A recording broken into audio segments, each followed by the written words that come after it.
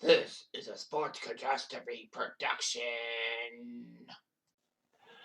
Hey there, Heather Ho, there's Jeff Cutter Diamond welcoming you to the last, and I mean the last sports catastrophe episode, either on this day or birthday boy slash girl.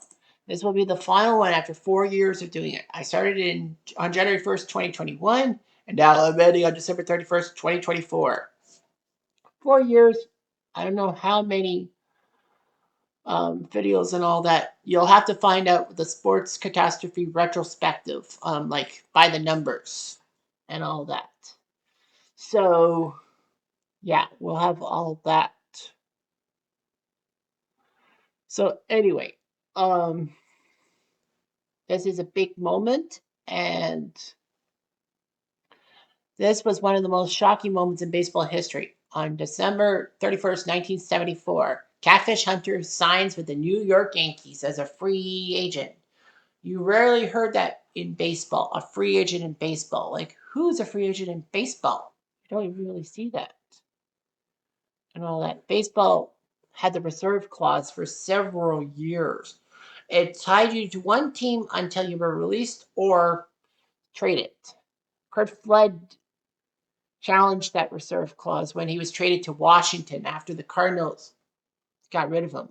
The Cardinals kind of may have gotten rid of him because of his error in Game 7 of the 1968 World Series, which cost the Tigers to win the World Series.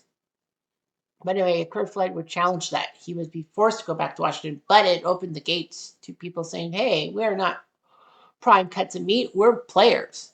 And the first major free agent was Catfish Hunter.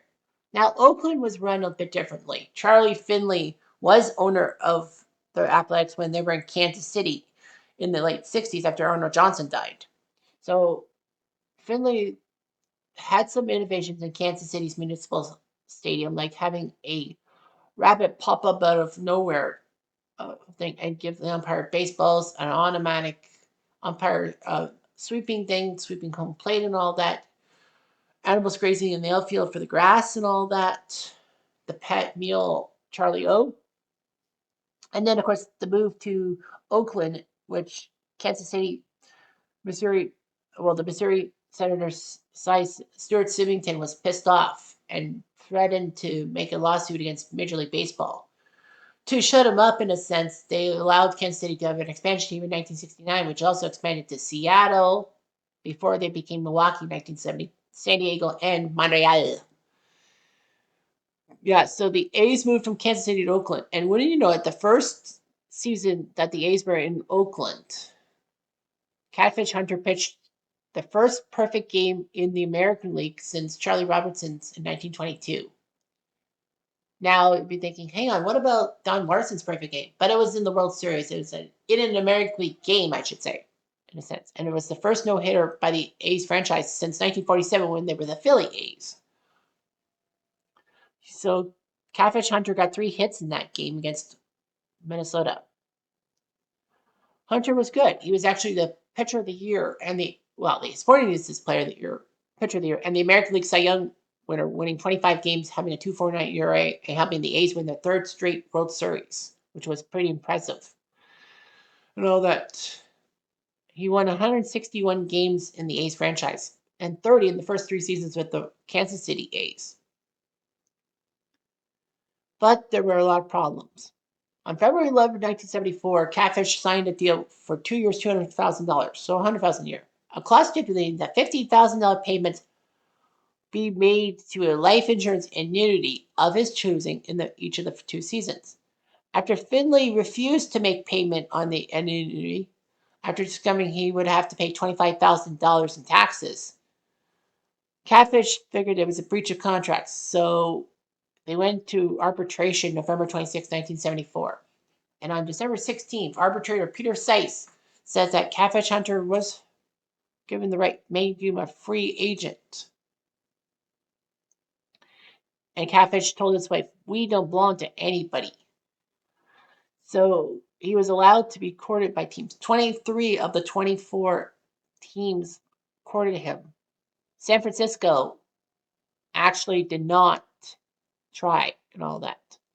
San Diego and Kansas City actually gave him higher offers than what the Yankees got him. And it was like amazing. The Padre, like San Diego and Kansas City, both were expansion teams from 1969. Were trying to get back, trying to get to respectability in the majors. Although he turned down the Royals, Kansas City actually did become a better team by 1976, so it wasn't that bad. However, um, the Padres started to keep slipping and would fall until 1984 when Ray Kroc died. So yeah, so he signed a 5-year deal with the Yankees for 3.35 million, not per year, but in total. So that's roughly close to 700,000, but just under 700,000 a year. So yeah, it was amazing. Of course, Charlie Finley wanted to have the arbitration ruling overturned, but unsuccessful. Unfortunately, Finley's Hunter with history with Catfish would give the A's owner added negative publicity, and Hunter was known as first big money free agent. Despite all that, Catfish started off his Yankee career 0-3 in his first 3 starts, but got to the All-Star team and won 23 games, leading the AL in wins for the second year in a row, and led the league in innings pitched and complete games, but missed out on the Cy Young to Jim Palmer of the Orioles. But in that season, the 30 complete game season, Catfish became the last major league pitcher to throw 30 complete games in a season. And he became the fourth and last American League pitcher to win 20 games in a season for 5 straight seasons. Not even Roger Clemens did that. Well, the other AL guys to win 20 or more games for 5+ seasons were consecutive seasons were Walter Johnson, Lefty Grove, and Bob Feller. Catfish in 1976 won 17 games, led the Yankees in complete games and innings pitched, and got the Yankees to the World Series for the first time since 1964. Catfish became the fourth pitcher in history that year, 1976, to win 200 games before the age of 31, and the only one since Walter Johnson in 1915. He was a competent hitter and all that. Of course, he couldn't hit because of the DH rule by the AL in 1973. Catfish won on opening day 1977 against Milwaukee and would have injury problems. Arm injuries would plague Hunter in 1978, and in spring training, he was diagnosed with being diabetic and would have chronic arm trouble, and the disease began to sap Hunter's energy. So Catfish decided to retire following the 1979 season and the end of his 5-year contract, winning 63 games in 5 seasons with the Yankees. However, he did win 2 World Series with the Yankees in 77 and 78, so that wasn't all that bad. And people didn't realize how big free agency would be in Major League Baseball after 1975, after Catfish Hunter became the first major money free agent, if they call him. Well, they would do what they call a free agent draft, and that free agents would go into a draft, and then teams would draft them, but just to negotiate with them. One such example was in 1976 when the Montreal Expos had the first pick in the free agent draft and got the rights to Reggie Jackson, who was playing with Baltimore at the time. People forget Reggie Jackson was a Baltimore Oriole for one season. So in 1976, so they couldn't negotiate with him. Unfortunately, some ownership issues and the fact that Reggie was not really keen on Montreal led the Yankees to get Reggie's heart. And of course, he won the World Series in 1977. What it might have been if Reggie Jackson was a Montreal Expo. I don't completely know, like, the main region reasons and all that. So, yeah, he's a free agent and all that.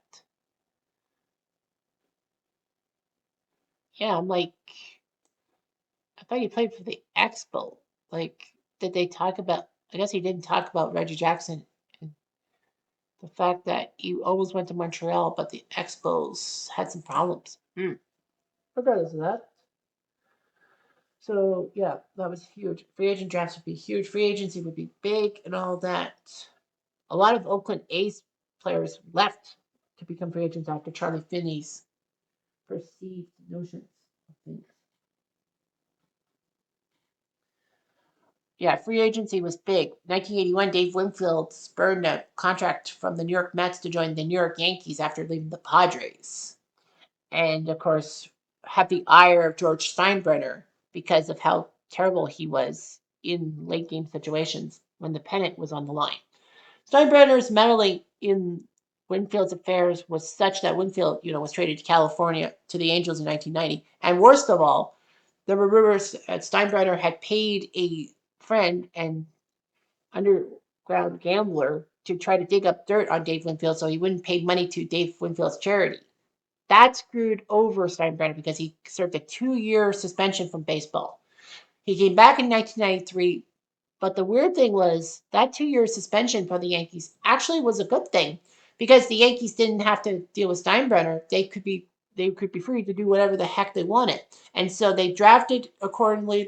They had a young core of Jorge Posada, Derek Jeter, Andy Pettit, and Will Rivera, and that helped the Yankees actually become respectable by the time Steinbrenner came back in 1993. How strange was that? That it actually helped the Yankees become a dynasty.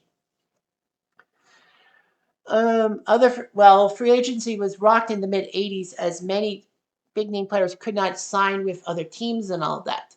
So soon they figured that it was collusion, meaning that the owners would purposely downplay the players and their contracts so that they didn't have to pay high salaries and all that. Phew, you feel that way now in the 2020s and all that. But the simple fact, guys, is that you know free agency was huge, and the players won for the collusion. Like they colluded against like people like Tim Raines and Andre the Hawk Dawson. Well, Tim Raines was colluded against, and he signed a contract just before the 1987 season, but had to sit out the first month of the season. Who knows what it would have been in a full season? But Tim Raines, of course, came back in his first game back with the Expos against the Mets on Saturday afternoon baseball, the game of the week on NBC, and hit for the cycle and tore up the Mets in that 10th inning home run. Of course, Andre Dawson was so pissed off that the Expos would do such a thing that he decided to walk to the Cubs spring training thing with a blank check says, "Pay me what I'm worth." They gave him a 1-year, $500,000 contract. And Andre the Hawk Dawson won the MVP for the Chicago Cubs in 1987. So that was huge. And of course, Kirk Gibson, he was still ticked off. He took the deal from the Dodgers, even though the Tigers were trying to collude to keep him in Detroit. But he went to Los Angeles and won the World Series with them in 1988. Remember that famous home run? Free agency and money go hand in hand, skyrocketing salaries and all that. And of course, a lot of free agency. Blue Jays getting lucky with Roger Clemens in 1996 after Boston basically Dan Duquette shoved them out the door, insulting Clemens. And Clemens came back with back-to-back Cy Youngs for the Blue Jays. And it was supposed to be a fairy tale, but then they traded him to the Yankees and pissed me off so much. For years, I had a Roger Clemens Toronto Blue Jays t-shirt, but I basically donated to Goodwill saying he's not, one of my friends anymore. So anyway, yeah, that was that. And the Blue Jays and everything else. So yeah, the Blue Jays have been on the good end of free agency and on the bad end of free agency, speaking from experience. Because Otani-san and Juan Soto were so close to coming to Toronto, and now Otani's with the Dodgers, and Soto, as of this taping, is with the Mets. But Blue Jays will get somebody, I hope. Yeah, free agency just hit it. So anyway, that's all I've got for this episode and the last ever sports catastrophe episode. I actually don't know how many sports catastrophes I've done. So of course I have to do the by the numbers episode and all that. But yeah, thanks for 4 years of doing this and 4 years of support, both good and bad. I've enjoyed myself and I enjoyed making each and every one of these videos. Anyway, I'm Jeff Diamond. Adieu.